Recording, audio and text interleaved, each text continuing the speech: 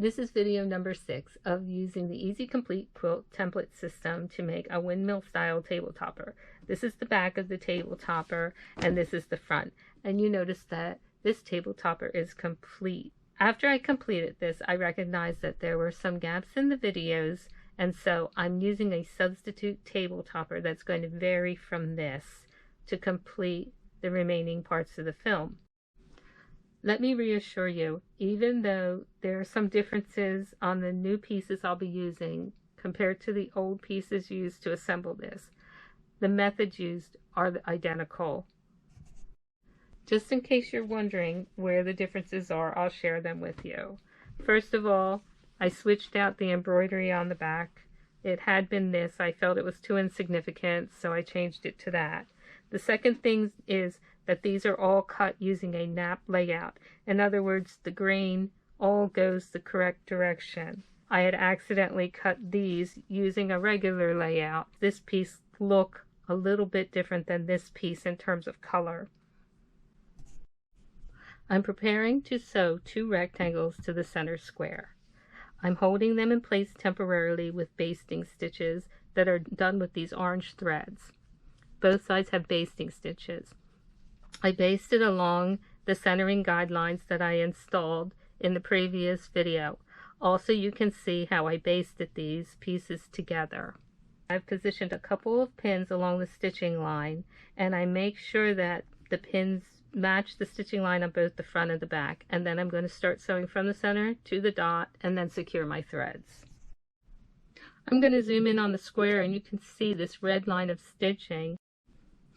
The next step is to install pins and sew the remaining part of this stitching line to the dot, stopping at the dot. Here's one side of the table topper with the complete seam sewn and the basting stitches removed, and it opens nice and flat. And here's the other side. I still have to remove the basting stitches. I have 3 of the 4 rectangles sewn completely to the square, and I noticed as I was approaching the top dot, I was having a little bit of trouble with the fabric because it was rather bulky, and that's because I used 12-ounce denim. I recommend you use 4-ounce, it'll make it much easier. However, if you're working with very bulky fabric and you're having problems, I did add 1 extra pin that really helped to manage that problem. I'm going to look at this piece here. I'm going to flip it over to the other side.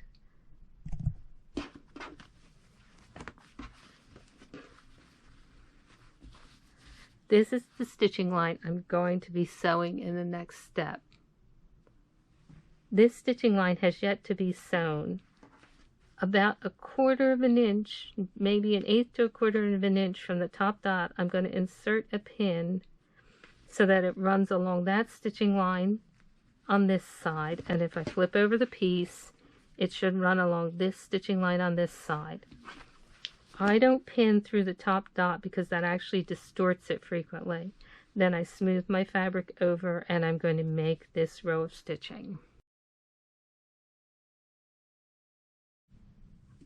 At this point, all the pieces of the rectangle that can join the square are joined. Now you have these little legs. If you notice, you have joining guides on both sides of the exterior parts of the rectangle, but only on one side of the inner parts, and that's fine. I've tried doing all kinds of things like driving a pin through the top dot on both sides and then positioning it on a diagonal, but always I get a little distorting bump here that I don't like. If you're successful doing this to help match these, do that, but I can't do it. So I came up with something I call last stitch match stitch. What last stitch match stitch is just a single stitch from joining the top dot to the other top dot on the opposite side with a hand stitch. And the reason I use a hand stitch is it's easy to get very accurate. And it would be the very last stitch that I would have normally taken and then back stitched. But instead, I just take this really tiny little last stitch, making sure that my dots match.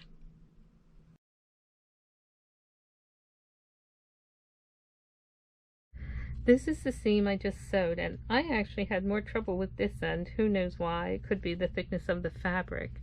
but you can see that this is the one single stitch I took, and this looks like one straight line, and that's what I'm going for, so that when I fold this sash in place, there's no obvious break or change in the stitching. All the sashes have been sewn to one another on this windmill table topper, and then the next step is going to be to turn over the sashes and complete the project. I do want to zoom in on this particular sash. Notice how the finished edge of the rectangle does not meet the finished edge of the square. That's okay.